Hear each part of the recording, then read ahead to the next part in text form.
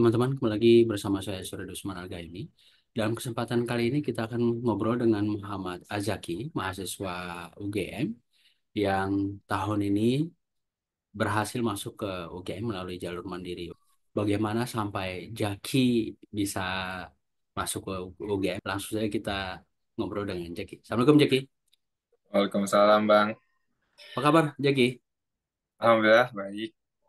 Alhamdulillah. Udah di Alhamdulillah. UGM Oh, posisinya? belum. Belum. Ini insya Allah 2 hari lagi baru terbang ke Jogja. Ya, Sebelumnya makasih, selamat Bang. bisa masuk UGM. Ya, Bang. Karena ini cita-cita banyak pelajar Indonesia. Termasuk saya dulu pas sekolah. Jadi Masya UI, Allah. UGM, Unpad, 3 kampus di Jawa yang jadi target saya pas SMA dulu ya. Oke, Oke, Bang. Jaki, bisa diceritakan ke teman-teman yang menonton podcast kita ini, bagaimana Jaki sampai bisa masuk UGM, persiapan apa yang disiapkan, dan kenapa memilih UGM? Kalau boleh jujur, sebenarnya lolos di UGM itu tuh nggak pernah nyangka. Karena sebelumnya saya dari SMP itu pengennya ITB, kalau nggak UI. Tapi karena waktu itu saya sadar juga di ITB itu biayanya agak mahal dan jurusannya itu terbatas karena kan saya anak IPS, Bang. Di situ saya cuman bisa milih fakultas seni sama fakultas bisnis, tapi saya merasa nggak passion di bidang itu dan biaya juga mahal sih. Jadi akhirnya 3 tahun di SMA saya tuh sangat bermimpi sampai sampai sekarang, bahkan masih saya tuh pengennya ke UI.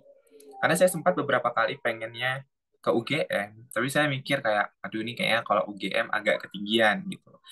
Kenapa saya pengennya UI juga, itu karena di Jakarta itu banyak saudara, di sana itu yang kayak keluarga dari mama, itu tuh ada beberapa yang udah lahir dan tumbuh besar di Jakarta juga, Bang kan. Jadi kita juga kadang jarang komunikasi gitu. Jadi saya sebenarnya pengen, apa ya namanya, menyambung apa ya tali silaturahmi gitu biar lebih erat, biar keren juga Bang kan di UI.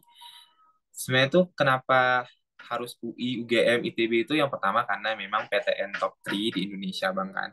Terus kenapa Jawa? Karena saya ini anak bungsu dari 3 bersaudara. Nah, salah satu kakak saya itu dia alhamdulillah kemarin itu berkuliahnya di UIN Malang di Jawa Timur.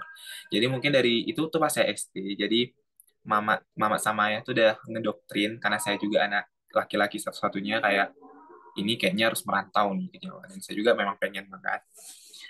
SMA udah berlalu, udah 3 tahun, akhirnya masuk juga ke masa kita di mana apa ya namanya jalur pengiriman yang pertama kali karena saya pengennya di UI, sementara pada saat itu persyaratannya kalau mau memilih 2 jurusan, salah satunya itu harus di Aceh. Tapi saya takut kalau lulus di Aceh, pengiriman itu harus diambil.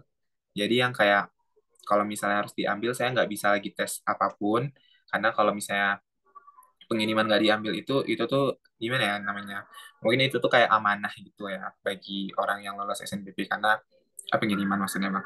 Karena susah untuk lolos di jalur itu. Jadi saya dengan bulat hati hanya memilih satu waktu itu psikologi UI dan belum rezeki. Terus tapi waktu itu saya nggak apa ya namanya nggak patah semangat karena saya tahu impian saya itu tinggi, jadi saya kayaknya harus di jalur tes. Jadi saya ikut jalur tes nasionalnya, namanya SNBT sekarang. Saya ikut, pilihan saya semua masih UI, UI, UI, UI psikologi, UI hukum gitu bang. Tapi waktu itu saya kayak apa ya, ini kalau misalnya nggak lolos lagi mau kemana ya? Kalau ke swasta mahal, kalau ke UIN apa ya? Takutnya bukan passion. Akhirnya ada nih satu mandiri, yaitu mandiri UGM. Sebenarnya itu saya nggak pernah kepikiran untuk jalur mandiri karena orang-orang kan apa ya namanya mandiri itu kan terkenal dengan biaya yang mahal, terus ada uang pangkal, uang gedung segala macam gitu. Nah setelah saya research, ternyata ada 2 kampus yang tidak ada uang pangkal di jalur mandirinya, yaitu UGM sama UI.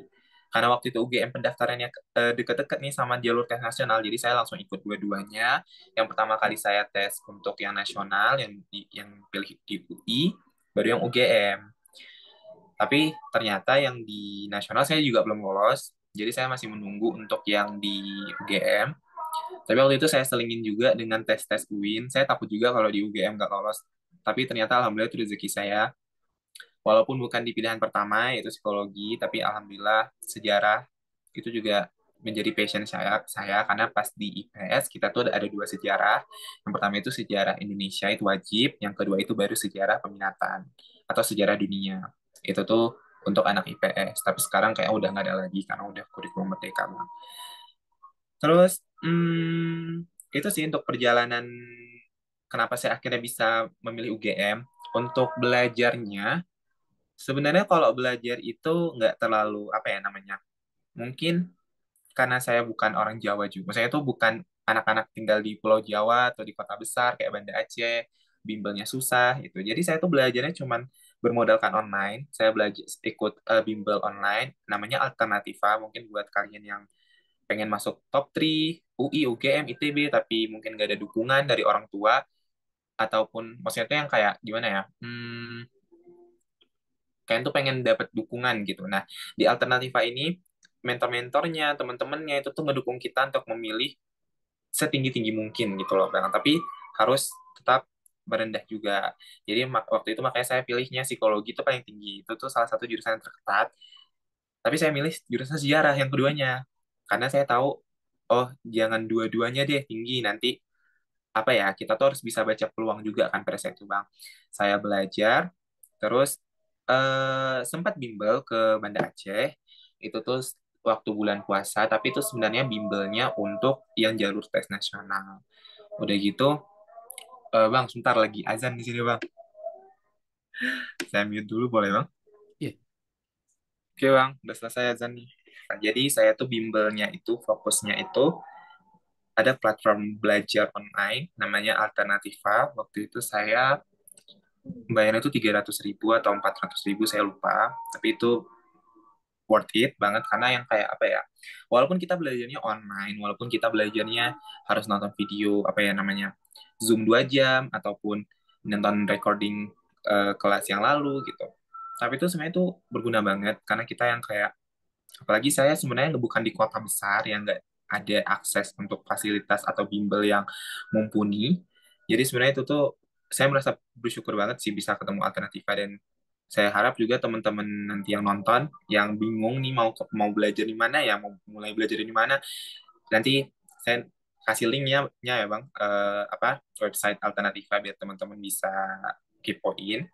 Jadi tuh untuk belajarnya itu saya awalnya SMA itu ambis sangat kayak gimana ya ngejar prestasi sana sini walaupun sebenarnya saya cuman menang itu di tingkat kabupaten atau kota aja belum sampai ke provinsi karena gimana ya tapi waktu itu saya nggak terlalu berharap dengan pengiriman saya ngejar ranking ngejar prestasi itu tuh emang kemurnian pengen aja gitu siapa tahu ternyata di pengiriman itu rezeki saya gitu kan tapi emang dari awal tuh saya udah pastikan kalau udah bermimpi tinggi jangan berharap dengan pengiriman karena sekarang tuh pengiriman tuh udah susah masuknya tuh udah susah terus apa yang kita bisa andalkan itu sebenarnya cuma otak maksudnya yang kayak kita tuh yang pasti itu tuh tes doang gitu loh bang tapi sebenarnya saya bersyukur sih saya tuh senang dengar teman-teman saya ada yang lolos pengiriman di FKG UGM namanya Cikwita terus dia itu sebelumnya juga ada yang lolos ke Anissa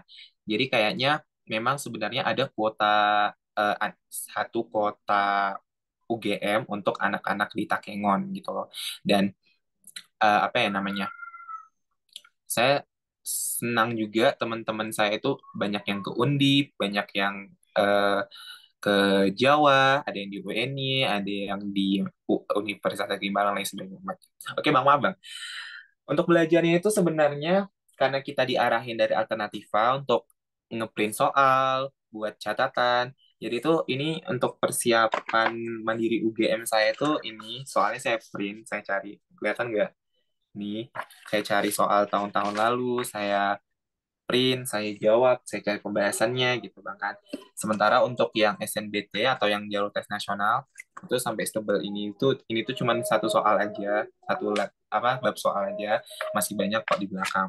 Cuman mungkin untuk yang jalur tes nasional tuh untuk saya sendiri tuh belum rezeki ya, karena mungkin ya saya juga sebenarnya kurang paham sih bang kenapa nggak lolos, tapi mungkin kadarullah ya. Nilai saya itu 30 atau 50 lagi itu sebenarnya udah lolos di UI. Tapi saya bingung gitu loh. Perasaan dari kemarin belajar, dapat nilainya kadang bagus, kadang enggak. Tapi kadang-kadang nilainya itu saya ngerasa, oh ini kayak lolos dari UI. Tapi ternyata rezekinya di UGM. Dan itu sebenarnya nggak nyangka juga sih. Terus untuk catatan, saya tuh buat 2 binder. Dan ini memang kebiasaan saya dari SMA juga. Saya tuh dulu SMA langganan Zenius juga, itu belajar online, tapi waktu itu nggak sering buka sih. Dan sekarang Zenius itu tuh udah tutup, tapi mau dibuka lagi. Jadi teman-teman kalau misalnya mau bingung mau belajar di mana, apalagi kalau di kota-kota kecil itu les itu apa ya, bimbingan belajar yang bagus itu tuh susah untuk mendapatinya. Kalau ada pun mahal. Jadi lebih baik memang belajar otodidak atau belajar sendiri aja sih dari internet bisa dari apa ya namanya dari buku-buku juga bisa gitu loh. Jadi ini ada 2 binder untuk belajar saya pada saat itu. Terus kalau apa ya namanya tingkat kesusahan soal UGM memang lebih susah soal UGM daripada tes nasional. Dan sebenarnya ada mandiri yang lebih susah lagi, itu namanya SIMAK UI. Kalau UGM itu namanya UTUL. Jadi SIMAK UI itu sebenarnya lebih tinggi lagi tingkatannya. Masuknya susah, kuotanya banyak, tapi apa ya namanya keuntungan di Mandiri UGM dan UI ini adalah tidak ada uang pangkal. Jadi teman-teman nggak usah takut biaya mahal-mahal gitu kan. Dan sebenarnya itu beberapa universitas ada kok kayak Universitas Erlangga, Universitas Diponegoro. Itu tuh sebenarnya mereka juga bisa memberi bebas uang pangkal terhadap mahasiswa barunya gitu loh Bang. Terus mungkin buat teman-teman ada yang punya KIPKA atau kedua orang tuanya bukan PNS.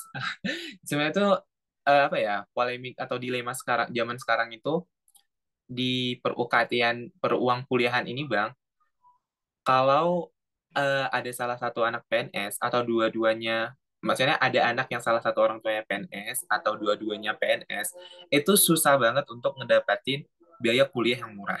Kan gimana ya?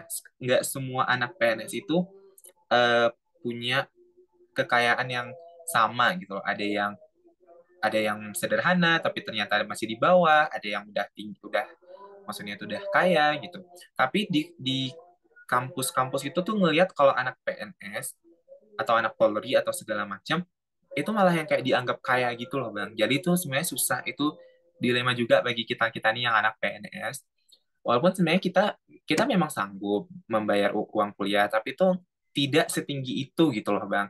Dan memang kita juga nggak pantas untuk mendapatkan uang kuliah yang kayak 0 rupiah atau yang 1 juta gitu. Karena kan orang tua kita juga PNS.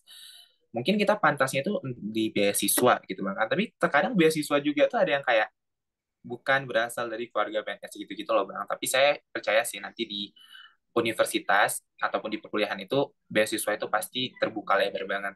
Kayak untuk S2 kan nggak memperhatikan latar belakang ya keluarga anaknya, anak ini keluarganya PNS nggak, anak ini keluarganya apa gitu-gitu Bang kan. Terus tuh kalau ditanya nyangka atau nggak lolos UGM tuh sebenarnya nggak nyangka juga sih, karena yang kayak sebenarnya tuh yang pengen masuk UGM ini tuh ya teman-teman saya gitu loh. Saya tuh kan dari awal tuh pengennya memang UI kan. Saya tuh emang aduh sampai teman-teman tuh bilang ini anak nih UI banget nih gitu. Udah Ah, hafal lagunya, udah hafal semuanya gitu kan. Tapi ternyata nggak dapatnya lolos. UGM.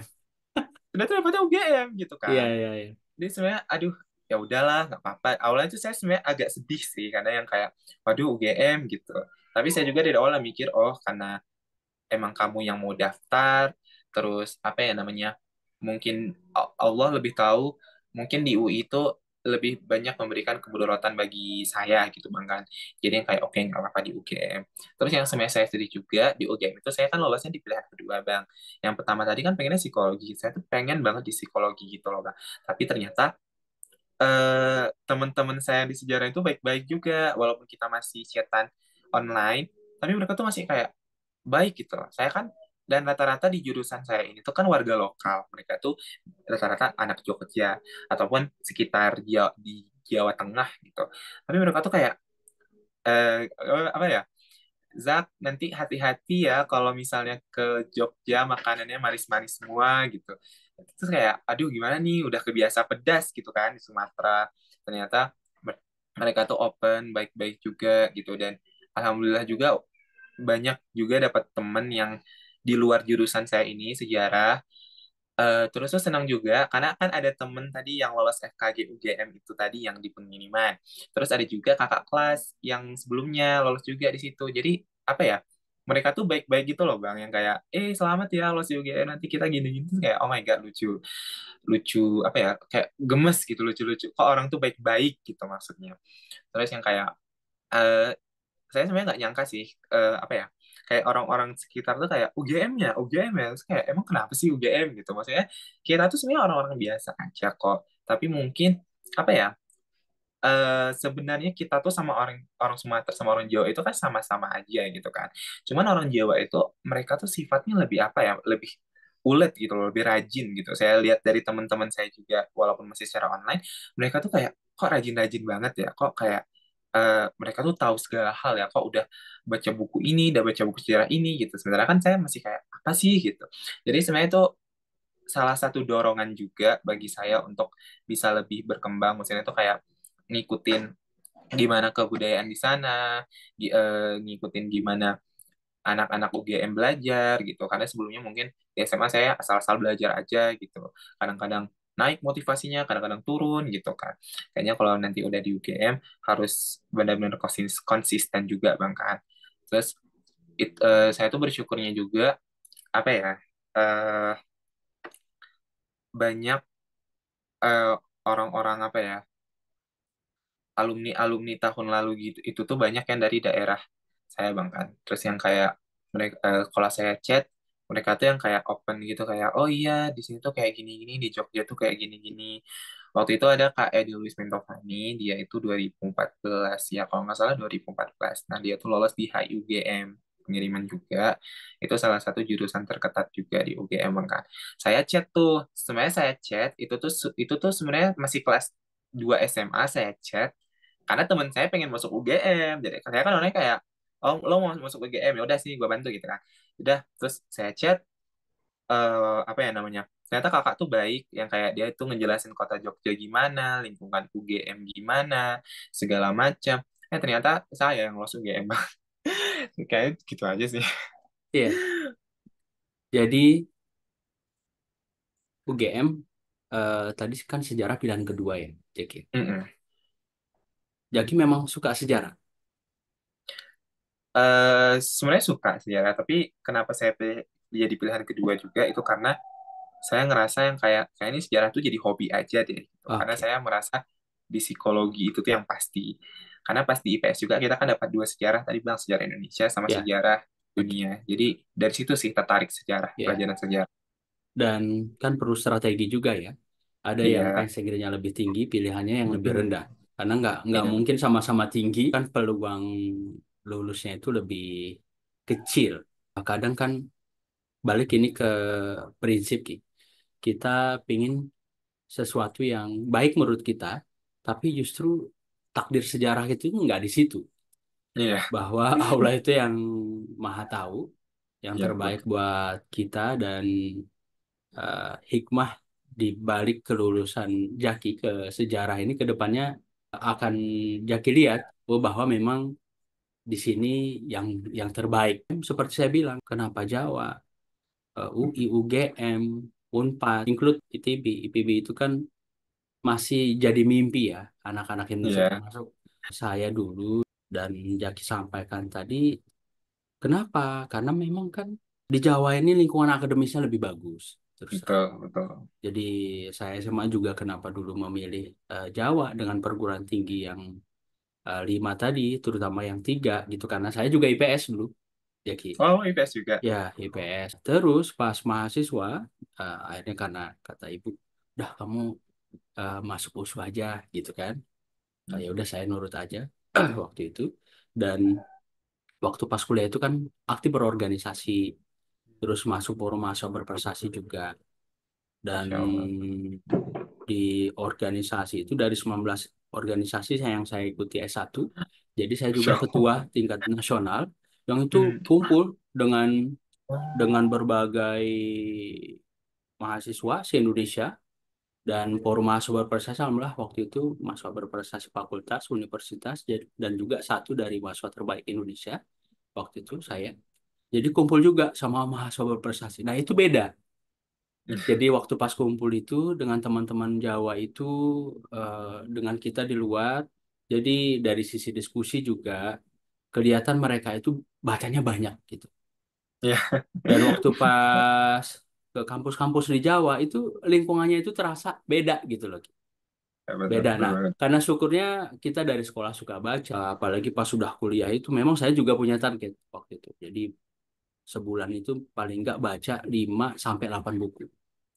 Hmm. Udah dibikin seharinya, terus menulis juga kolumnis di media dulu saya kan editor begitu. Nah, jadi Oh, tidak tidak terlalu kita tuh ketinggalan. Jadi kalau diskusi itu nyambung. Itu sih salah satu yang kenapa Jawa karena memang dari sisi akademisnya, kemudian pendukung yang lain itu mereka tuh lebih. Apalagi masa ya orang tua kita dulu itu kan kalau ke Jawa itu jadi sesuatu banget.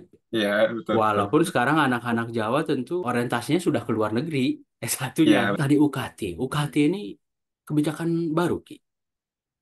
eh UKT itu sebenarnya udah lama. Jadi Nggak, kan, sejak sejak kapan? maksudnya tuh kebijakan barunya tuh naiknya kah, Bang, atau gimana, Bang? UKT ini sejak kapan ini diterapkan? Ini mohon maaf saya nggak terlalu Oh, mengikuti kebijakan di Indonesia, apalagi kan saya hmm, hmm. posisinya 8 bulan ini di Inggris ya.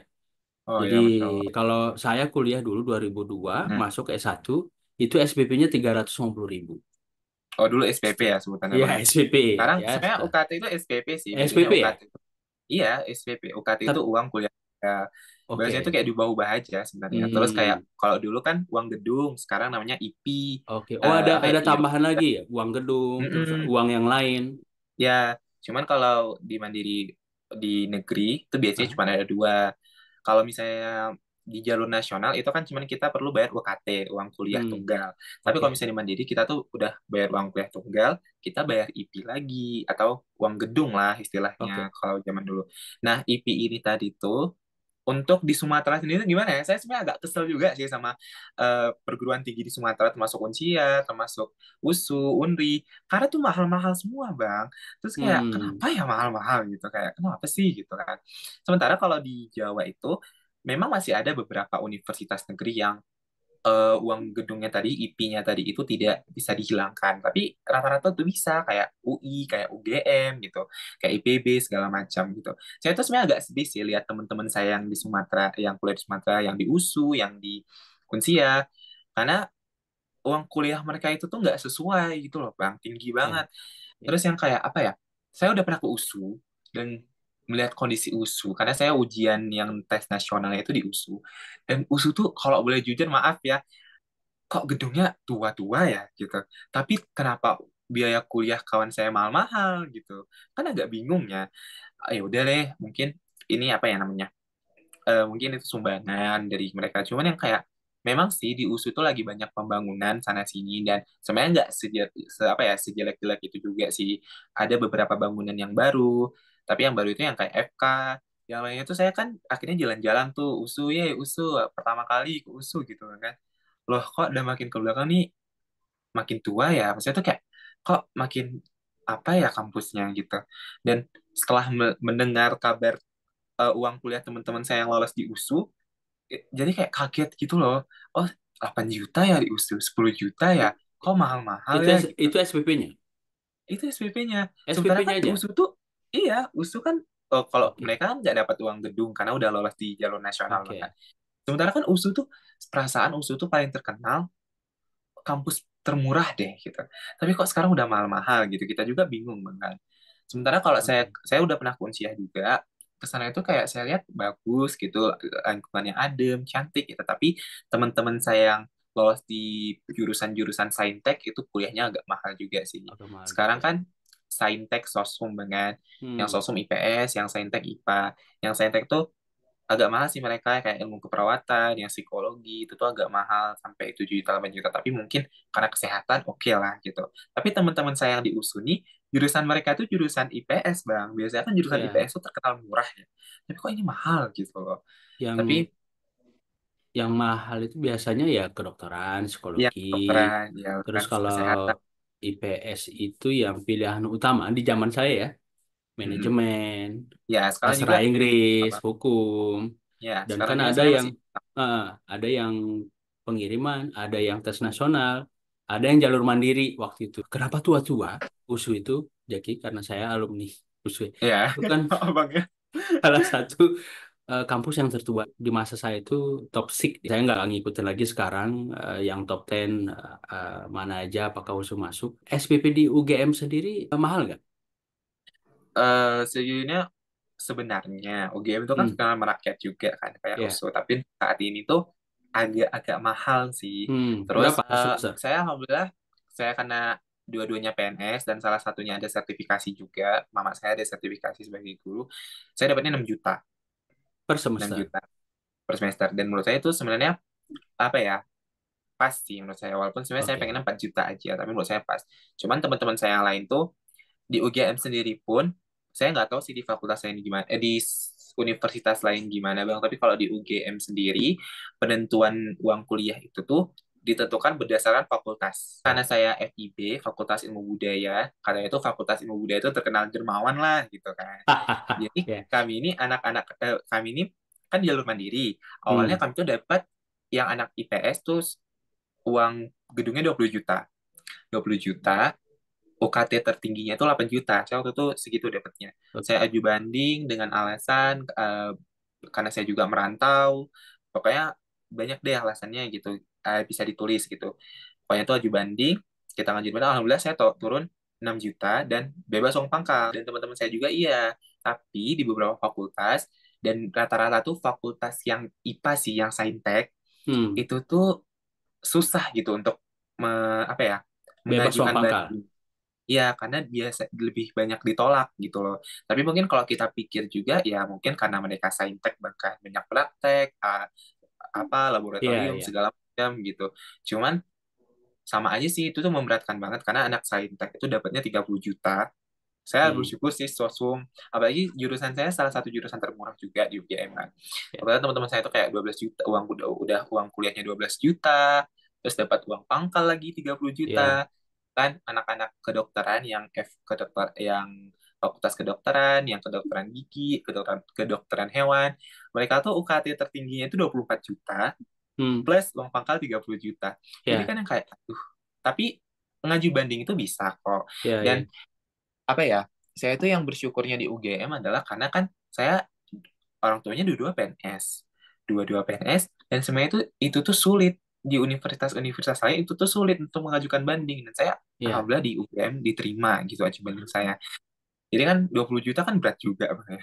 Ya. Dan gini, Ki, tidak semua PNS itu pendapatannya sama ya. Iya, Antara di benar. daerah dengan di pusat pun Kementerian Teknis, lembaga Mm-mm. setingkat kementerian itu kan beda-beda. Ya ini kan nggak bisa dipukul rata Ya sama pokoknya. begitu. Ya mudah-mudahan pengambil kebijakan di daerah dan di pusat ada juga yang menonton podcast kita ini sebagai masukan juga pemikiran. Karena kan gimana pemerintah hadir menyediakan pendidikan dan ini Mm-mm. bisa merata diakses semua kalangan Ya anak-anak benar. di daerah juga. Jangan sampai perkara ini orang nggak kuliah. Nah, kalau di zaman saya dulu 350.000 per semester. Masya Allah. Dulu Setahun murah. itu Setahun. murah, murah ukuran sekarang angkanya. Tapi di Pokoknya zaman itu tinggi juga eh, Bang ya. duit Inflasi ya. segitu tuh berharga, Ki. Hmm. Berharga apalagi kan kita nanti cerita Aceh ya. Tadi disebut dari Ya, Takengon, kebetulan saya juga ya. dari Takengon. Di zaman itu Oh, konflik. Jadi tegang ya Bang. orang susah ke kebun, ke sawah.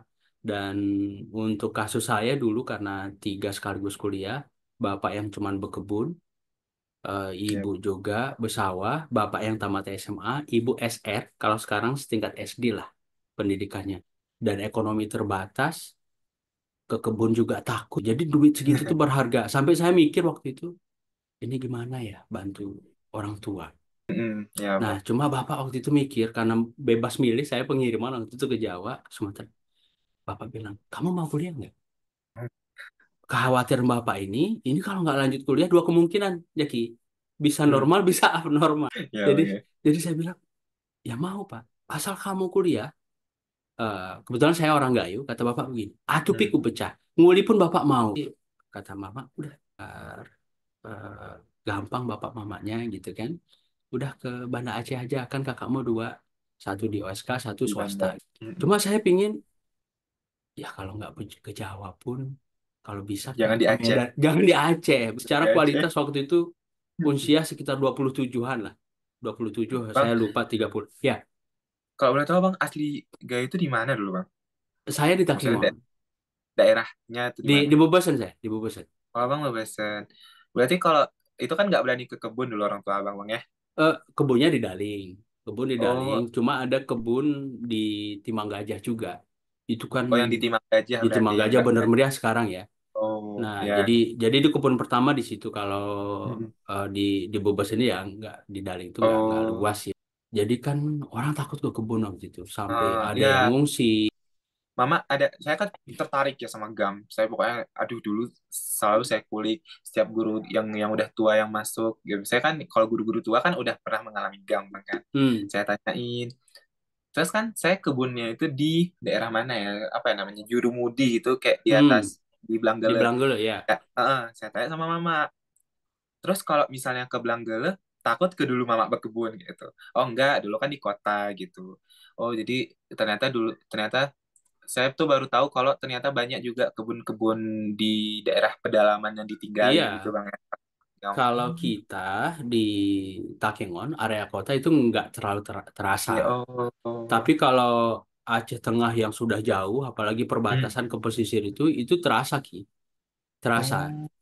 Jadi kebun Timang Gajah itu dulu orang ke kebun juga takut, sampai ada yang ngungsi dan Hmm. ekonomi susah.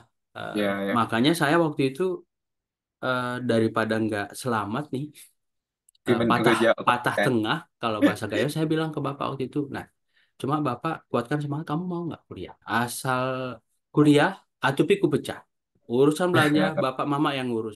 Jadi waktu itu ada program dari pemerintah daerah, bupatinya almarhum Pak Mustafa M. Tamim, sekdanya Pak Hmm. Nasarudin waktu itu, kadisnya Insya Pak Allah. Ishak, yang kebetulan pas saya SMA itu saya ketua OSIS di sekolah saya, ki SMA Sama 1, satu. Ya dan Allah. ketua OSIS di Kabupaten Aceh Tengah juga, ketua Oh, Rohis, persatuan gitu Bang ya. ya, kumpulan OSISnya se Kabupaten Hmm. Aceh Tengah Ya. sebelum pemekaran benar-benar saya ketuanya, dan aktif Hmm. di Paskibra juga waktu itu. Jadi Masya Allah. masuk kelas inti, saya kan kelas satu satu, dua satu. Oh, Nah, mestinya tiga masuk satu. IPA, ya kan? Oh, Mestinya masuk IPA, tapi saya milih IPS karena saya pingin HI pilihan pertama HI. atau sastra Inggris pilihan kedua. Karena pingin pingin karirnya di Kemenlu. Oh, gimana Ya. cita-citanya jadi duta besar. RI Waktu Bang ya. pas SD itu cita-citanya pengen jadi menteri, jadi duta besar. Masya Allah. Jadi Keren jadi sih. yang top 5 dari sekolah itu masuk, ada kelas inti. Jadi Hmm. kata Pak Tami begini waktu itu, siapa anak Aceh Tengah yang lulus PTN akan dikasih beasiswa bantuan 5 juta waktu itu. Ki. Oh, tinggi, dah tinggi ya Bang ya? Wah, Tinggi itu banget. besar, itu 5 juta itu besar itu, Iya. tanpa potongan. Jadi saya mikir waktu itu, ini bagaimana saya dapat beasiswa ini? Hmm. Eh, Dapat. Akhirnya dapat. Dengan Masya biaya Allah. itulah saya diantarkan Bapak waktu itu untuk Ke kos, ya, ke Medan. Nah, Kaus. alhamdulillah Oh, dapat ya. dapat di USU sastra Inggris. Ke Jawa nggak jadi. Dengan biaya itulah untuk sewa kos, sewa kamar waktu itu saya dengan teman Dede Erwan namanya, anak Hmm. asir-asir teknik elektro. Masya Kemudian Allah. ya belanja kebutuhan kamar itu, tempat Hmm. tidur, kasur, bantal, untuk belanja beberapa bulan. Dan setelah menjalani perkuliahan pun, ya selain kuliah, puasa Senin Kamis, aktif di 19 Hmm. organisasi. Saya sambil kerja, Ki. Masya Saya Allah. sambil kerja Oh, waktu itu. iya. Ya, ya guru privat, guru Masya les, Allah. kemudian kemudian jadi penulis, editor, Hmm. sempat dulu budidaya bunga Bangkok, jualan kopi kemasan, dan saya sampai Oh, punya becak dulu, Ki. Jaki. Masya Allah, itu di Jadi Medan bang. iya, jadi saya punya Oh. beca itu udah semester akhir karena saya agak Hmm. jauh kan jalannya kan. Pindah kos Oh. beberapa kali. Saya mikir, waduh jauh banget. Udah beli beca, terus ada pemuda setempat yang narik. Jadi pagi saya diantar, sore diantar, terus sorenya nyetor. Itu 60% ke dia, ke saya Hmm. 40%. Masya Allah. Dan saya dapat beasiswa lagi tiga waktu itu. Karena orang tua Hmm. susah kan. Kakak Ya, pun begitu ibaratnya. Jadi kondisinya waktu itu seperti itu. Dan pas S1 ya. itu jarang pulang. Jarang Hmm. pulang setahun sekali. Karena konflik tadi. Karena kan ayah saya Jawa bang kan. Dan Hmm, Jawanya waktu tinggalnya di sebenarnya itu bukan Jawa transmigrasi, kayak transmigrasi, tapi itu udah dari zaman Belanda, dari zaman kakek, dari zaman nenek, ya. udah tinggal di Sumatera. Jadi itu kita tinggalnya di Pematang Siantar. Hmm, Terus pindah ke Aceh. Ternyata Acehnya konflik. Nah, ya. beberapa ada yang balik ke Pematang Siantar, tapi gimana ya, mereka tuh merasa bisanya hidup di Aceh. Jadi sebenarnya sedih sih kok dengar cerita konflik ayah juga sih, Iya. Bang. Tapi Dan ternyata waktu itu kita kan, sebagai ya. orang Gayo susah juga, Bang ya. Padahal Iya, bukan gitu. Kita bukan orang Jawa gitu. dan tadi itu bimbingan betul, bimbingan itu masa saya ada kelas inti, ada bimbingan. Tapi kan Hmm. memang secara kualitas kita nggak usah sama Jawa. Dengan Medan pun waktu itu jauh. Iya, Ya iya. sebenarnya bukan berarti kita anak daerah nggak mampu. Hmm. Pas zaman saya ada 6 yang kami PUSU pengiriman, dan Oh. ada di angkatan saya ada belasan orang Hmm. yang lulus ujian nasional. Itu kan luar biasa ya. Ya, Dan luar ada biasa. yang ke UGM, hubungan internasional di angkatan saya. Tuh, Jadi kalau sebenarnya boleh tahu kita siapa, Bang ya? anggrek bulan namanya. Jadi anggrek bulan, Kan? ada yang lulus di Unimed, ada yang lulus di Universitas Riau. Ya di angka belasan ada lah yang ujian nasional selain pengiriman ya. Ya seperti saya bilang bukan berarti anak-anak daerah itu nggak mampu loh. Anak Iya daerah itu sih. pinter-pinter sebenarnya. Ya semua Iya. sih sama sebenarnya. Waktunya 24 jam hanya kan rajinnya aja penentunya kan. Iya. Rajinnya. Benar-benar. Dan di zaman saya itu ya makanya nih teman-teman dengan kemudahan sekarang IT Iya, Bang. dunia ini nggak berbatas lagi. Gimana di Inggris bisa belajar dari Indonesia atau sebaliknya dimanapun ini benar-benar dimanfaatkan. Dan sekarang banyak beasiswa. Bahkan untuk S1 pun ke luar negeri sekarang ada Iya. beasiswa S1 dengan biaya yang lebih murah. Ini kan saya podcast si teman-teman yang di luar juga nih. Ini juga Ya, bisa jadi jujur sih. alternatif ke depannya. Jujur, pas saya nggak lolos UI kemarin, enggak, pas tiba-tiba UKT UI naik, itu kan belum pengumuman bang kan. Saya tuh udah sempat berpikir, kayaknya ini kuliah ke Malaysia aja deh. Dan ternyata sebenarnya biaya kuliah di Malaysia itu nggak semahal yang kita kira gitu loh bang. Yang kayak bahkan uang kuliah per semesternya itu 10 juta di Malaysia. Dan universitasnya itu lebih bagus daripada Universitas Indonesia. Kan agak kaget ya. Cuman waktu itu saya mikir juga yang kayak mungkin dari segi biaya itu kayak belum cukup. Karena oke lah mungkin biaya kuliahnya cuma 10 juta, tapi kan masih ada biaya-biaya lain, biaya tinggal, biaya hidup di Malaysia pada saat itu Bang kan. Dan ternyata agensi yang ngurusin itu banyak. Nah, jadi sebenarnya kadang buat teman-teman yang nonton ya, yang apa kaya dikit nih yang punya kebun luas, kalau bisa kalau pengen kuliah ke luar negeri coba ke Malaysia aja sih saran saya Bang. Iya, banyak alternatif, banyak alternatif ke Malaysia, ke Rusia, terus Turki, Mesir, ya tergantung pilihannya lagi. Misalnya Iya. kayak di Turki itu dari podcast dengan teman-teman, biaya Hmm. semesternya itu 3 juta. Artinya setahun kan 6 juta. Iya. Nah, kemudian biaya hidupnya itu mulai sewa Kamar apartemen atau apartemen. gabung begitu ya, biaya Hmm. transport, biaya makan dan yang lain-lain itu kisaran 2 ke 3 juta itu udah cukup sebulan. Hmm. Ya, artinya apa kan lebih murah. Apalagi di Mesir, S2-nya gratis. Iya. Dan ada beasiswa. Yang di Mesir Hmm. itu jauh lebih murah lagi. Di Turki dengan standar Eropa. Per semester seperti itu, ini kan masih jauh lebih terjangkau dibandingkan dengan Indonesia. Ya Indonesia. Ya, secara Kaget juga, tentu kaget. mindsetnya lebih, pengalamannya lebih, jaringannya lebih luas. Dan Ya sejak betul-betul. awal itu udah jadi warga dunia lagi plusnya. Ini buat Ya. pertimbangan teman-teman yang menonton podcast ini, artinya ya dari masa saya ke Jaki. Nah, ya mudah-mudahan ke depan makin lebih baik. Banyak teman-teman, adik-adik yang makin bisa mengakses sehingga jangan karena kekurangan ya. kekurangan itu kemudian memupuskan jalan kita, harapan kita tetap semangat sepanjang mau berusaha, insya Allah jalan itu kebuka. Insya Allah. Jaki Hmm. SMA-nya di Takeon. Ya, saya juga SMA-nya di SMA mana sama dulu? ya. SMA 1 dong, SMA 1 Oh, Takengon. SMA 1 Takengon. Saya SMA Iya, 1 Takengon juga dulu. Masuk tahun iya. berapa? Saya tuh masuknya tahun 2021. Tapi sempat Hmm. pindah nih Bang, Oh, pindah. Ini pindah. sebenarnya alasan alasan terbesar saya sih kenapa mau psikologi. Sebenarnya saya dari awal tuh nggak pengen masuk SMA di Takengon, karena seperti yang Mas sebutkan tadi, bukan karena anak daerah kita tuh bodoh tuh enggak. Maksudnya tuh kayak pengen ke Banda, minimal Banda aja deh gitu, kayak kan lingkungannya gitu Bang kan. Tapi mungkin belum rezeki pada saat itu karena keluarga nggak ngebolehin. Tapi yang saya ingat kata-katanya adalah kalau keluar, kalau kuliah baru boleh keluar. Oh, pada saat itu saya kayak oke, ke Jawa langsung. Terus yang kayak oke di SMA 1, ini mungkin buat teman-teman juga sih. Saya berharap pokoknya tuh jangan stres gitu dengan apapun yang dialami. Karena saya lihat teman-teman saya itu sebenarnya banyak kok yang stres di SMA ya, Bang. Karena kayak ngejar impian mereka, ikut organisasi sana sini, lomba ini itu. Maksudnya yang kayak kalau misalnya kamu, misalnya kita masih sanggup dengan itu, oke, jalanin. Tapi kalau misalnya masih apa ya namanya, kan kaget ya dari SMP ke SMA tiba-tiba udah ikut organisasi sana sini, lomba sana sini gitu Bang kan. Apalagi zaman sekarang itu dengan adanya media sosial kan ditutup lebih ya.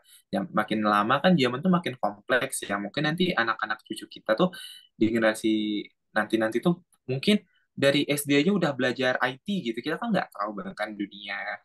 Terus yang kayak pokoknya tuh saya 2 tahun di SMA 1, terus saya stres, saya minum obat.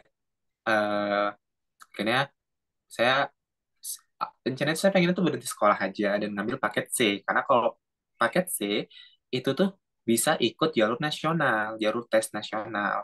Karena yang kayak apa ya namanya, anak-anak homeschooling, saya tuh sebenarnya dari awal tuh mainnya homeschooling sih bang. Anak-anak homeschooling itu kan mereka dapat sertifikatnya, dapat ijazahnya paket C juga bang kan. Tapi setelah saya pikirin, oke lah, karena mama saya di SMA 4, guru bahasa Inggris, jadi oke pindah ke SMA 4. Karena sebenarnya rumah saya tuh jauh dari SMA 4 gitu loh, Bang. Saya tinggal di Jalintang. Terus, eh, Alhamdulillah, ya kehidupan makin membaik. Saya nggak perlu minum obat, walaupun akhirnya saya nggak tahu sih, lingkungan secara guru tuh baik-baik. Guru SMA 1, guru SMA 4 tuh kayak, aduh, suportifnya tuh Masya Allah. Tapi kalau secara pertemanan di SMA 4 itu agak beda gitu loh. Tapi saya banyak kok ketemu teman-teman yang baik. Ada yang di Unsia, jurusan akuntansi, ada yang di, itu ada sastra Inggris juga teman saya di USU. Nah, itu yang dapat 8 juta, Bang. Jadi kan kita kaget ya, kayak kok 8 juta sih sastra Inggris gitu di USU yang terkenal murah. Terus ada juga teman saya di Universitas Andalas, dan alhamdulillah dia lumayan murah, dia HI. Dia HI di Universitas Andalas, namanya Tasya. Kayak Abang pernah ini deh kayaknya, tapi nggak tahu juga. Dia tuh pernah jadi pembicara di RRI. Apa ya namanya? Mungkin teman-teman yang mau cari-cari kampus-kampus juga, sebenarnya di Sumatera tuh yang murah tuh Universitas Andalas untuk saat ini, Universitas Andalas. Jadi itu keren. Terus yang kayak apa ya? Selama di SMA, apa ya? Saya tuh harusnya sekarang ini bersyukur sih. Kalau dulu saya nyesel kan, kenapa sih Takengon maunya Banda, maunya Banda. Tapi yang kayak di awal tadi mungkin ini Allah tuh yang terbaik bang kan. Mungkin saya pun dari awal tuh nyesel kenapa nggak homeschoolingnya, kenapa nggak paket C aja ya. Tapi nyatanya kalau saya paket C, saya nggak bersosialisasi, mungkin saya nggak kenal juga sama abang. Saya juga kenal dari abang gara-gara Mem Nasra. Mem Nasra tuh ada orangnya suportif. Kalau tanpa Mem Nasra pun saya mungkin nggak kenal orang-orang hebat. Terus mungkin kalau saya nggak apa ya namanya nggak di SMA 1, saya nggak ketemu nih sama teman-teman saya tadi yang lolos di FKG. Terus saya juga nggak apa ya namanya nggak ketemu dengan teman-teman saya yang luar biasa ngedukung saya gitu. Kayak bersyukur banget sih, apalagi di SMA 1 tuh ada English Club dan saya tuh lumayan aktif waktu itu. Alhamdulillah jadi apa ya, jadi presidennya juga, jadi ketuanya. Dan itu seru-seru, kita tuh kayak ngerujak, terus nggak ngerujak deh, kita buat apa ya namanya? Buat kita banyak deh buat kegiatan, kita buat makan bareng, kita ini, kita itu, kita seru-seruan gitu. Dan dari situ saya bersyukur karena di situ itu tuh lingkungan yang apa ya membuat saya berkembang sejujurnya. Dan yang kayak oh berarti ini tantangannya dong. masa anak Banda sana bisa lolos UI UGM, masa anak Takyaman nggak bisa gitu kan. Makanya saya oke, aku harus bisa. Dan alhamdulillah tuh bersyukur bersyukur kali bisa di UGM gitu sejarah. Karena akhirnya teman-teman saya yang di Banda pun kayak, Jaki selamat ya gitu. Ternyata mereka tuh suportif juga gitu loh. Kadang kan kita tuh kadang kan pertemanan itu tuh kan kadang kayak apa ya Bang, kayak terkadang ada persaingannya juga, kompetitifnya juga. Karena teman-teman saya di Banda itu ya mereka-mereka yang tes mandiri UGM juga gitu loh. Walaupun akhirnya mereka diterima univ yang lain. Tapi alhamdulillah baik-baik sih. Dan Ya. saya bersyukur banget bisa di SMA 1. SMA Nah, 4 juga. tadi SMA 1 masuk, kemudian 2 tahun ya, terus ke dua SMA. tahun. Kenapa sampai pindah? Dan kenapa stres? Stres. Aduh, Ini ini ini ini sebenarnya sorry nih. apa Bang? Apa? Ini sebenarnya alasan klasik sih. Mungkin saya nggak sekuat orang ya, Bang. Waktu itu, apa ya, saya tuh terlalu mikirin kata orang. Dan saya kan jadi wakil ketua OSIS waktu itu. Dan ternyata, aduh bebannya lumayan berat juga ya. Oke, tapi saya malah ngejar ini loh. Maksudnya kayak saya ngejar prestasi itu juga, gagal. Buat ini lomba ini tuh, kok jelek ya hasilnya. Padahal sebenarnya nggak jelek-jelek amat juga gitu kan. Terus belum lagi yang gimana ya, kalau boleh jujur, organisasi di SMA itu profesionalnya itu kurang gitu loh, Bang. Saya tuh sempat nanya memang beda ya antara SMA dengan apa ya namanya dengan perkuliahan. Tapi membagi waktu organisasi di SMA itu apa ya Bang, susah gitu Bang, sulit sumpah. Karena sekarang kita tuh di SMA itu udah dituntut kayak anak kuliah gitu loh Bang. Ada acara ini, ada acara itu, lomba ini, lomba itu. Jadi sebenarnya itu tuh membuat apa ya namanya tekanan. Apalagi pada saat itu sebenarnya tuh ada OSIS inti yang lain, ada sekretarisnya kan, ada bendahara dan teman-teman saya juga ada lolos di universitas yang mantap lah gitu bang. Tapi pada saat itu mungkin saya gimana ya? Saya tuh ada berkoordinasi dengan mereka. Tapi waktu itu tantangan terbesarnya itu ada di ketua OSISnya bang. Jadi kan saya wakil. Nah ketua OSISnya ini tuh gimana ya? Saya bukan mau menjelekkan, mau bukan gimana. Tapi pada saat itu tuh kita tuh capek gitu loh bang dengan apa ya kadang dia telat kadang dia datangnya 3 jam setelah acara kita kan benar-benar apa ya nama aduh ini kayak mana nih gitu sementara di sebelum-sebelumnya pun kita kayak kurang gitu saya nggak bilang dia nggak kerja bang ya tapi dia tuh ada kok kontribusinya gitu loh dari situ pun saya udah trauma sebenarnya dengan organisasi-organisasi. Jadi nanti saya kuliah tuh rencananya nanti dulu organisasi gitu.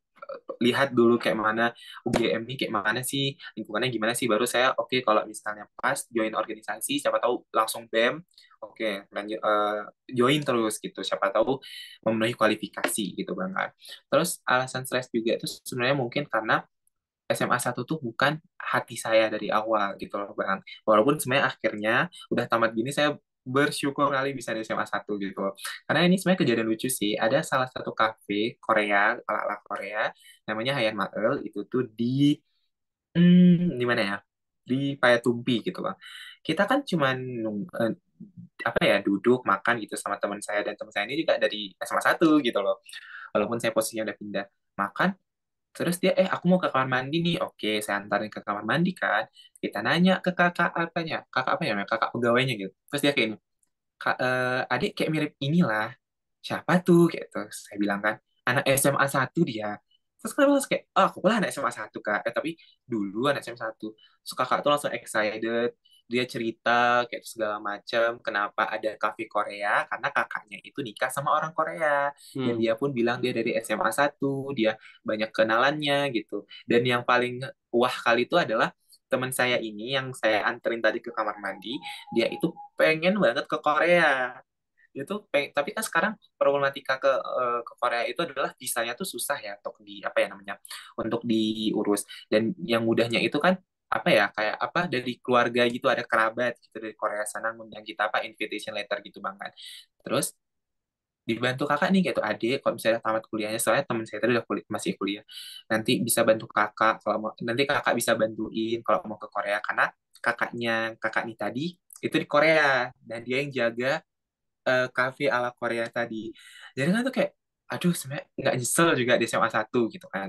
Terus sebenarnya tuh kemarin kan pas mau masuk grup, apa namanya, grup alumni yang English Club, saya kan nanya ya ke adik yang lulus English sekarang, Dek, abang boleh masuk nggak? Dek, coba bilangin sama Nasra, abang boleh masuk nggak? Kan abang nggak SMA satu lagi. Ternyata dimasukin Nasra. Terus saya kaget, oh ada Bang Tony, ada Bang Yus juga kan. Saya dulu nonton loh ini Bang Yus gitu. Saya dulu berharapnya saya bisa diwawancarai gitu. Misalnya Muhammad Azaki, pemenang Olimpiade Nasional gitu. Tapi walaupun itu angan-angan aja sih. Tapi ya udah nggak apa-apa. Terus ada Bang Tony, ternyata ini yang selalu dibicarain sama Mem Nasra, Bang Tony ke luar negeri segala macam. Oh ternyata keren gitu. Dan ternyata banyak juga kakak-kakak alumni lain yang kayak di FK Unsia. Jadi yang kayak apa ya? Itu sih harusnya waktu itu di SMA 1 tuh saya bertahan aja pada saat itu. Tapi mungkin karena waktu itu saya emosinya masih meledak-meledak juga gitu Bang kan. Akhirnya saya memutuskan udah deh pindah ke SMA 4. Tapi alhamdulillah tuh walaupun ribet dan makin pusing, tapi yang kayak guru-guru SMA 4 tadi kan suportif kan. Jadi yang kayak kami apa ya, jadi makin banyak koneksi gitu. Di SMA 4 ada, di SMA 1 pun ada gitu lah Bang. Hikmahnya banyak teman dan makin banyak warna ya, Jack ya. Jadi tadi itu Iya betul. karena banyak kegiatan, ya, Iya Bang. jadi tertekan, stres, jadi pingin ikut ini, pingin menjuara ini, ya ambis-abis lah ya. Iya benar benar. Tapi dalam organisasi sih yang penting kerjasama sih ya. Iya Eh, benar. karena pas di SMA 1 itu, ya seperti saya bilang tadi, jadi saya ketua Rohis, dan itu yang pertama tuh di Rohis banget. Takemon, diinisiasi sama senior, saya ketua pertama, terus ketua OSISnya, dan ketua OSIS kabupatennya. Dan kita itu enak banget waktu seru, Jeki. Jadi Ya. kumpul gitu kan. Nah ini OSIS tempat kamu gimana? Nah dan Ya. kegiatan IKOSISKAT waktu itu, Ikatan Keluarga OSIS, kita tuh bikin penyambutan buat anak 2004. Masya Jadi Allah. terus Pak Tami itu ngasih arahan, ada seminar motivasi. Itu kan Hmm, keren tuh. Itu di masa keren. itu Oh, loh maksudnya itu situasi hmm, konflik. Paling kita kalau iya. ya sharing antar OSIS pun yang di kota-kota. Kita nggak sampai ke Bener Meriah, apalagi yang ke Hmm, perbatasan hampir sini itu kan serem ya.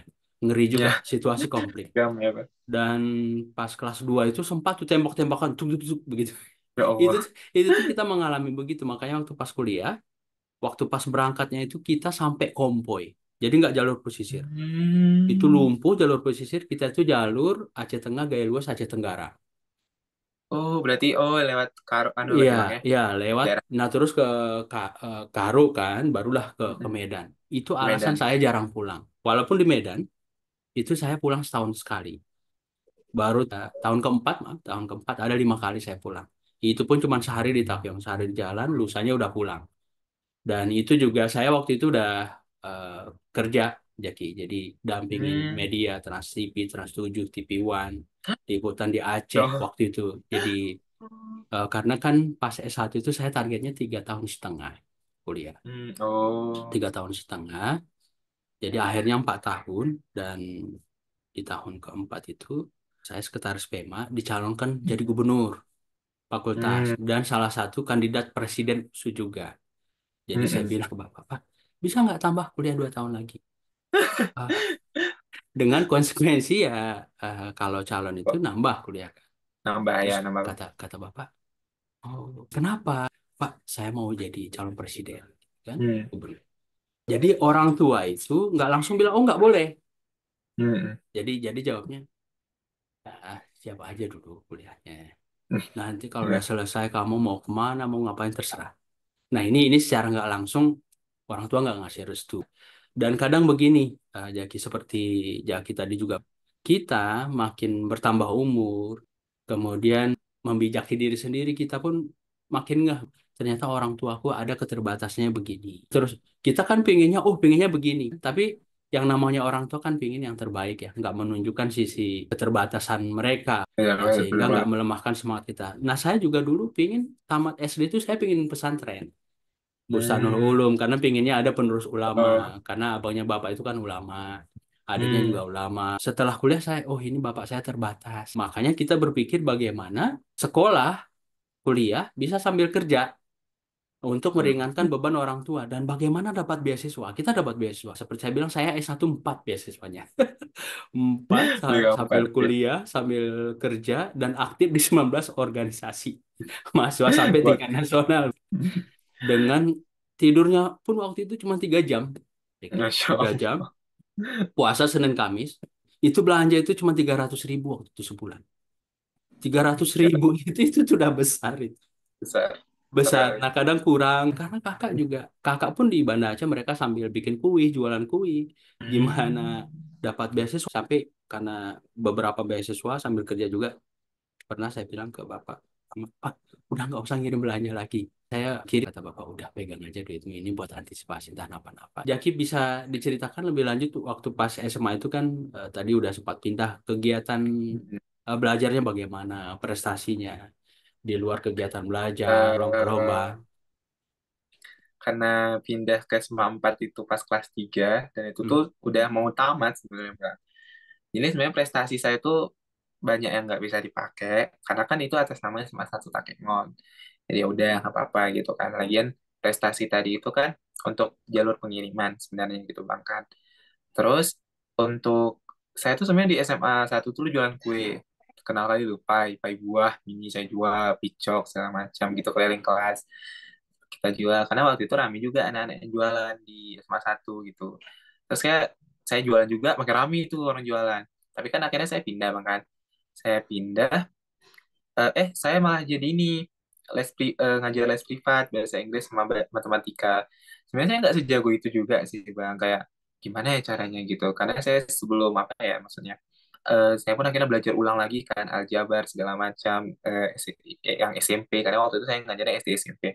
Itu tuh sebenarnya dari bang ini, kayak abang kenal bang Kaswapi Muda. Abang tuh yang kayak Jaki bisa ganti abang nih ngajar les ini. Oh ya bang bisa bang gitu kan. Dengan sifat nggak enak saya tadi, ternyata bisa jadi rezeki juga bagi saya. Terus uang itu saya tabung ada sampai 5 atau 6 juta, alhamdulillah sama uang-uang apa ya namanya tadi uang-uang jualan kue-kue tadi. Nah itu tuh saya pakai buat daftar daftar apa namanya daftar mandiri itu agak mahal bang 500.000. Saya pakai untuk daftar itu terus apa untuk biaya hidup nanti ujian karena ujiannya offline dan paling dekat di Takengon untuk di Medan jadi untuk itu waktu itu saya bagi-bagi uangnya sebenarnya setengahnya itu habis untuk jajan sih untuk jajan untuk beli apa ya namanya beli pakaian beli beli tas gitu karena saya kurang itu beli sepatu tapi yang kayak apa ya saya merasa bersyukur kali sih karena kenal Bang Kaswapip muda itu tadi pun kenal itu dari SMA 1 gitu loh Bang jadi yang kayak mungkin setelah pindah ke SMA 4 saya tuh udah nggak ikut lomba lagi apalagi lomba yang kayak mana lagi karena kan udah kelas akhir lebih fokus ke belajar aja terus pas di SMA 1 tuh alhamdulillah ini mungkin karena di IPS juga bang kan anak-anak itu banyak yang sebenarnya nggak saya bilang semua malas konsep tuh banyak kali yang pintar di IPS tapi yang kayak mungkin di SMA itu rezeki bagi saya kadang-kadang dapat ranking 1 umum kadang 3 umum gitu kadang cuma 1 di kelas kayak gitu bang kan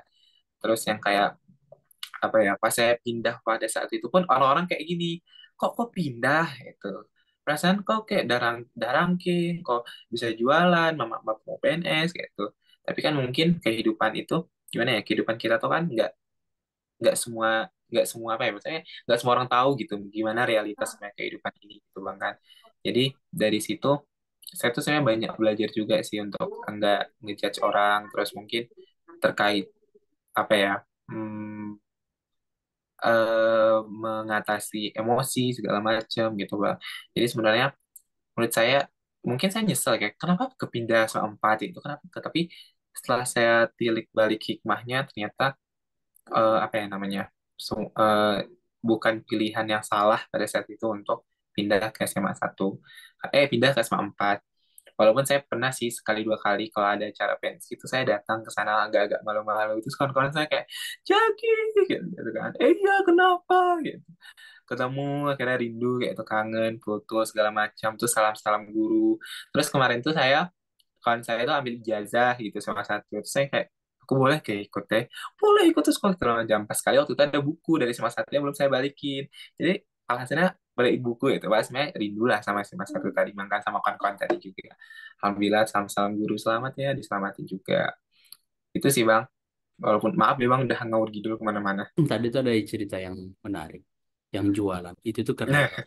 Menurut saya penting. Jadi dari awal itu kita kenalkan dengan entrepreneurship. ya Dan betul. saat merantau, itu tuh penting banget tuh, Ki. Jadi Bisa jual kopi menguatkan gayam. kemandirian, survive. Nah, karena saya sendiri mengalami itu. Jadi mama itu menguatkan yang hal kayak tadi itu dari kami SD. Jadi kelas 5 SD jualan keripik, berlanjut ke SMP. Dan saat kuliah, apalagi makin jauh, sangat berguna banget. Nah, Ya cuma betul. kan memang tinggal bagaimana kita melihat hal tadi itu sebagai potensi dan bisa difokuskan, dimaksimalkan. Itu yang Ya. mungkin kekurangan kita. Makanya mudah-mudahan dari podcast ini ada hal positif yang bisa diambil teman-teman. Dan tadi itu Oke. menurut saya yang penting Jaki itu sudah berdamai dengan proses pindah tadi, dengan situasi OSIS, stres, dan kuncinya itu tetap bersyukur, Ya berbaik bisa. sangka, berpikir positif karena takdir kita itu Allah yang tahu. Dan hikmah terbesar tadi, temannya banyak, warnanya makin banyak. Ya. Em, Jadi terlepas pindah pun ternyata kita juga sama mater, Jaki junior saya di bawah, ya kita yang namanya silaturahim gak berbatas ya. Ya. ya, Kalau untuk SMP SD di Takyon juga. SMP di Takengon, SMP itu MTSN 1 SC Tengah, terus min SD-nya di min sebelahnya itu kan di BUM, kalau abang tahu itu kan TK Itu min sebentar gitu. di bom itu nggak bahaya itu, nggak meledak. Ya Allah, bercanda kami dulu. Iya iya iya. Tapi katanya Jadi emang ada betulan BUM di ya, Renggali jadi itu. jadi Boom itu nama nama tempat teman-teman di Takengon itu Hmm, nama tempatnya Boom ya. Jadi ya, MTSN lucu satu sih. Boom. Ya, BUM. iya iya. Jadi nama tempat. Oke, jadi itu dari sekolah itu juga udah aktif Jakinya. Kalau di pas MSN nggak terlalu aktif, kayak pasif. Hmm. Disitulah saya, oke, Jaki, disitulah saya baru awal kayak, ini kalau nggak masuk ITB, kuliah nih ke luar negeri, ke Kanada gitu Hmm. kan. Apa, itu masih remaja-remaja. Itu munculnya kelas 9. Terus ambisnya tuh baru di SMA sih. Tapi pas main, pas SMP saya tuh emang lebih ke akademik. Alhamdulillah ada sih satu dua kali dapat ranking 3 itu paling tinggi pas SD sama pas SMP. Tapi sebenarnya dari situ pun saya bersyukurnya apa ya namanya, saya tuh dulu awalnya juga mau masuk SMP IT, tapi jadinya malah di MSN Bang kan. Tapi ternyata di situ ada satu guru yang melekat sampai sekarang. Bu apa ya namanya lupa, pokoknya itu mama kan saya juga Bang kan. Jadi yang kayak ibu tuh baik kan. Dan dari situ pun saya, dari situ awal mula saya suka sejarah karena ada di Hmm. ada sejarah kebudayaan Islam. Pas Ya ini ya. saya belum suka tuh. Dari situ baru tertarik sama sejarah. Dan ternyata sejarahnya dua lagi di SMA. Terus ada juga SKI pas satu semester gitu. Jadi kayak aduh nih, masya Allah Ya. sih. Artinya ketika di flashback ke belakang ada Hmm. benang merahnya begitu. Jadi Iya, ya lagi-lagi kita nggak tahu eh, perjalanan hidup kita ya. ya Dari udah. nyoba ini ternyata nggak terbaik. Nah, justru pas nyoba yang lain, nah justru disitulah hidup kita sebenarnya. Takdir sejarah kita di situ termasuk tadi homeschooling. Terus terang anak-anak saya juga homeschooling, Jaki. Masya Allah. Jadi sempat di sekolah alam, terus COVID, homeschooling Hmm. dua-dua. Cuma kan memang homeschooling ini perlu pendampingan lebih Iya benar. komunitasnya. Kita melihat potensinya apa, kemudian kita terus mengembangkan itu sampai kemudian mereka sekolah alam lagi sebelum kita ke Inggris. Dan Hmm. pendukung yang lain kayak Jaki tadi menyinggung soal IT. Ya. Jadi kalau ini kasus di Inggris ini, kebetulan Hmm. yang nomor dua itu kan primary, ya Oh, ya. years 2 ya. Terus Yes. abangnya itu secondary, years Oh, secondary. years 8 di Inggris ini kalau Hmm. di Indonesia SMP lah. Jadi di sini Oh. Jaki, years 8 secondary Hmm. itu udah belajar Python. Masya Allah. Pas zaman saya kuliah itu IT itu S1. Ya ini sekedar perbandingan. Ya. Demikian jauhnya lah kita di Indonesia dengan Hmm. Inggris yang negara maju. Nah, Wah, Allah. kemudian kita kan baru heboh nih ketahanan pangan. Iya. 10 tahun terakhir ini walaupun ini gagasan ketahanan pangan itu sudah ada masa Soeharto. Di sini Hmm. pun teknologi itu mereka itu Udah. belajar dari secondary put teknologi. Wow. Bayangin tuh. Wow. Juga untuk tambahan bahasa asing. Jadi kalau kita termasuk zaman saya SMP dulu kan bahasa Inggris itu pas SMP. Nah, mereka ini juga ada tambahan bahasa asing lain, bahasa Prancis. Nah, makanya ketika mereka katakanlah mau ke college, university, Hmm. mereka itu dengan sangat mudah. Jadi Hmm. mereka begitu lahir pun di sini plusnya sudah 10. Sementara kita mengejar itu. Ini sekedar informasi aja. Jadi banyak hal yang mesti kita benahi ya untuk mengejar ketertinggalan kita. Tapi tetap ya dimanapun kita jangan pernah lupa bersyukur. Ini kita balik ke Jaki nih. Ini Jaki tiga bersaudara. Ya. Jaki anak bungsu. Berarti Mm-mm. orang tua dua-dua PNS. Orang tua dua-dua PNS dan mama guru, ayah tuh di kantor camat. Oke. Kalau lihat dari semua Jaki, belajarnya, ini kan nggak terlepas dari pola asuh dan pendidikan orang tua. Hmm. Bagaimana orang tua menanamkan nilai-nilai mendidik Jaki bersaudara? Sebenarnya kalau kita dibilang kayak keluarga-keluarga Chinese yang belajarnya ketat itu juga enggak juga sih, Bang. Kita tuh belajarnya santai sebenarnya. Cuman karena mungkin saya anak terakhir gitu, Bang kan. Dan dua kakak saya ini memang dari dulu tuh ngejarnya prestasi. Jadi kayaknya tuh saya sebenarnya tuh terinfluence juga dari kakak-kakak. Kayak kakak yang pertama tuh dia walaupun di Banda Aceh, dia sempet 1 semester ke Thailand. Jadi kan dari situ saya, oke aku harus kayak dia. Terus kakak saya yang kedua ke Jawa, oke aku pun harus kayak dia gitu. Terus yang alhamdulillahnya itu orang tua nih nggak saya kan nggak tinggi tinggi kali sih 170-an bahkan, tapi orang-orang nih kayak kok ikut paskib, kok ikut polisi. Saya kan merasa enggak, aku nggak di situ, aku mainnya di kepala gitu, aku bukan main di fisik. Tapi alhamdulillah orang tua saya ini nggak ada yang masa kok harus kedinasan, kok harus ini, kok harus itu, nggak ada. Jadi itu yang saya syukurin sih, kayak orang tua tuh mendukung semua pilihan saya gitu bang. Tapi mungkin beberapa ada kayak misalnya FK, saya kan gimana FK gitu biayanya tadi bang kan. Terus kalau karena mama guru bahasa Inggris, sebenarnya itu saya pengennya sastra Belanda atau sastra Prancis. Tapi mama bilang kayak kalau bahasa mungkin masih bisa dipelajari, walaupun sebenarnya nanti di sastra itu kan lebih nggak belajar bahasa aja bang kan, belajar apa huruf ini segala macam gitu, lebih banyak lagi gitu bang kan.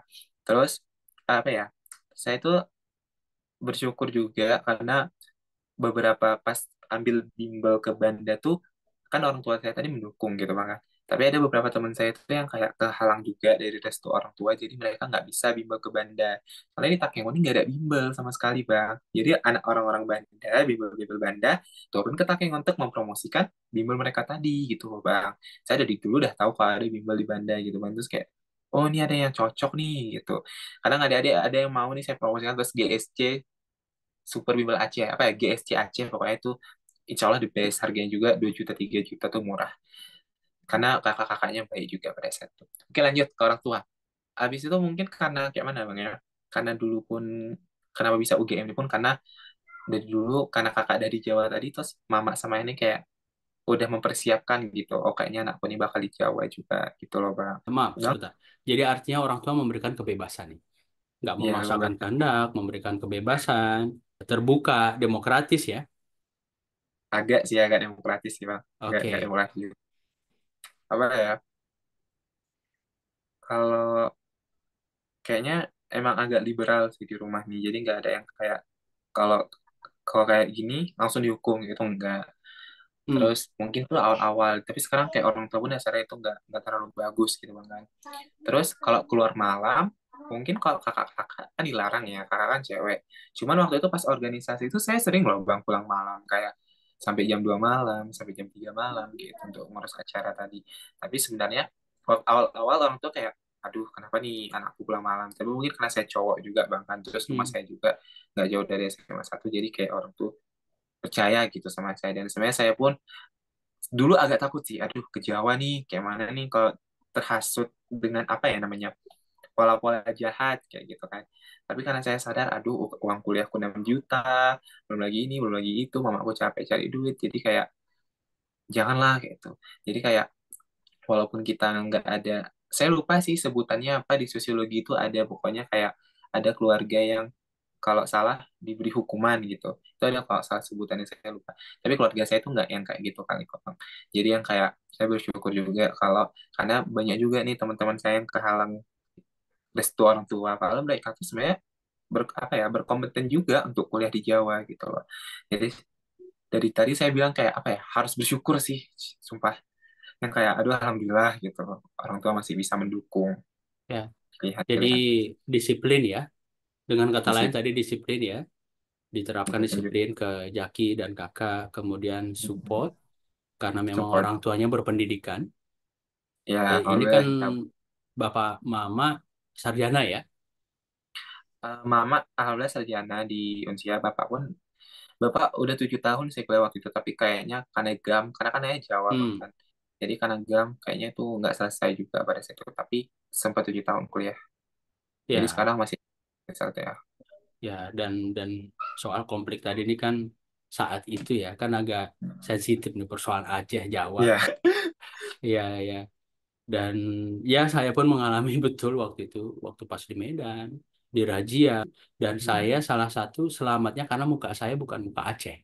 Jadi saya masuk jadi jadi saya masuk ke semua ke Cinanya masuk ke Niasnya masuk Bataknya Saya apalagi ke Padang dan saya dari 19 organisasi tadi Ki, terpilih banyak itu ya karena orang ngiranya saya orang orang Batak.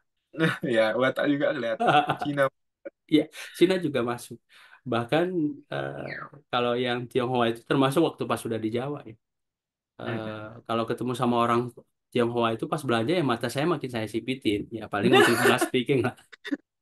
Pas ditanya ada nggak sih kamu Tionghoa ya? Ada nggak keluarganya yang Tionghoa? Ya ada. Itu kan Rakanayo itu Kil itu kan Tionghoa ya, Oh. suami suami bibi ya.